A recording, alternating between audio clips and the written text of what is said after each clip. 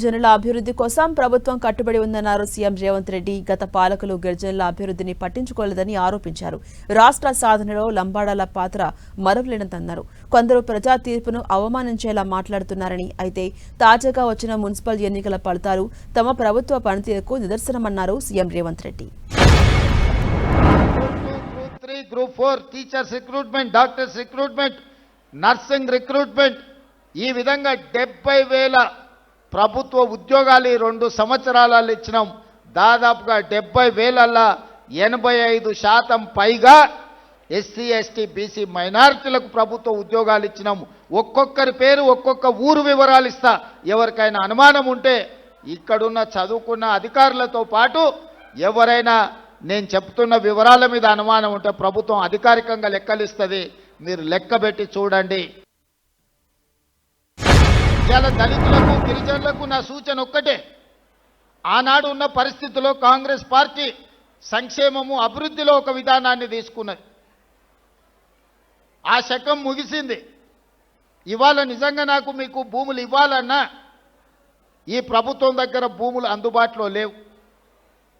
ఇక మీరు భూముల గురించి ప్రభుత్వం ఇచ్చే ఏదో సంక్షేమం గురించి ఆలోచన చేయకండి. ఈ ప్రభుత్వం మీకు చదువు ఇవ్వదలుచుకున్నది. ఈ ప్రభుత్వం మీకు సంక్షేమం కాదు, సంక్షేమంతో పాటు మీకు చదువు ఇవ్వదలుచుకున్నది. Social economic education employment political and caste survey చేసినప్పుడు ఆశ్చర్యకరమైన ఫలితాలు వచ్చినాయి. సర్వేలో పేదరికం కనిపించిన వాళ్ళకు భూమి లేక పేదరికం రాలే, చదువు లేక పేదలుగా మిగిలిపోయింది. కొన్ని సామాజిక వర్గాలకు 20, 30, 40 ఎకరాల భూమి ఉంది, కానీ వాని ఇంటి దగ్గర పరిస్థితి బాగాలేదు. ఆనే గొర్రెలు, ఆనే బర్రెలు, వాటి మధ్యలోనే వాళ్ళు కూడా ఉంటున్నారు. వాళ్ళకి ఎందుకు అనంటే అక్షరం అనేది తెలవకపోవడం వల్ల, ఆ కుటుంబాలు చదువుకోకపోవడం వల్ల వెనుకబాటుతనం అనేది, పేదరికం వేరు, వెనుకబాటుతనం వేరు. ఇప్పటికి కూడా వాళ్ళు వాళ్ళ తప్పును వాళ్ళు తెలుసుకోకుండా మీరు తప్పు చేసారు మాకు ఓటే లేదని మళ్ళీ మిమ్మల్నే బదనాం చేయడానికి ప్రయత్నం చేస్తారు. వాళ్ళకు ఒకటే నా సూచన, ప్రజలకు చాలా విజ్డమ్ ఉంది, విచక్షణ ఉంది. ఎప్పుడు ఏ నిర్ణయం తీసుకోవాలనో ప్రజలకు తెలుసు. నేను గెలిచినా నువ్వు ఓడినా అది ప్రజా నిర్ణయమే. ఒకవేళ నువ్వు గెలిచి నేను ఓడినా ప్రజలు దాన్ని సందర్భానుసారంగా ఇస్తున్న తీర్పు. ఆ తీర్పును అవమానించేటట్టు మాట్లాడకండి. మనలో ఉన్న లోపాలు ఉంటే మనం సరిదిద్దుకోవడానికి ప్రయత్నం చేయాలి.